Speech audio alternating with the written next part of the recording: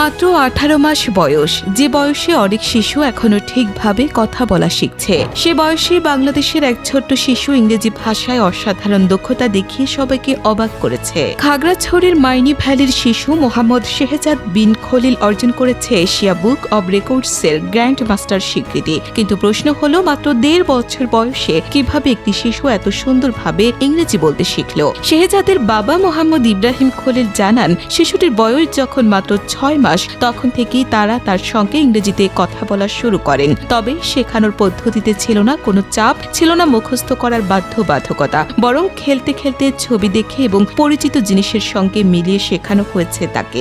ঘরের বিভিন্ন জিনিস, ফল, ফুল, পশু পাখি, যানবাহন, চারপাশের পরিচিত বিষয়গুলোর ইংরেজি নাম ধীরে ধীরে শিখতে শুরু করে শেহজাদ। শুধু শব্দ শেখাই নয়, সে ছোট ছোট ইংরেজি বাক্য বলতে পারে, ছড়া আবৃত্তি করতে পারে এবং বিভিন্ন প্রশ্নের উত্তরও দিতে পারে। পরিবারের দাবি, ইংরেজির পাশাপাশি শেহজাদ বাংলা বর্ণমালা, আরবি অক্ষর, সূরা ইয়াসিন এবং বিভিন্ন কবিতাও আয়ত্ত করেছে।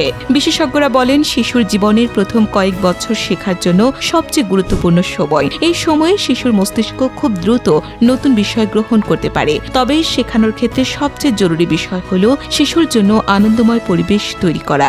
কারণ ভয় বা চাপ দিয়ে নয়, ভালোবাসা ও উৎসাহের মাধ্যমেই শিশুর শেখার আগ্রহ বাড়ে। শেহজাদের বাবা মা তার প্রতিভাকে সবার সামনে তুলে ধরতে এশিয়া বুক অব রেকর্ডসের কিডস প্রোগ্রামে আবেদন করেন। ইংরেজিতে কথা বলার বিভিন্ন ভিডিও যাচাই করার পর তাকে দেওয়া হয় এই বিশেষ স্বীকৃতি। খাগড়াছড়ির এই ছোট্ট শিশুর সাফল্যে গর্বিত তার পরিবার এবং স্থানীয় মানুষ। শেহজাদের গল্প শুধু একটি রেকর্ড অর্জনের গল্প নয়, এটি একটি পরিবারের সময় দেওয়া, ভালোবাসা এবং একটি শিশুর শেখার আগ্রহের গল্প।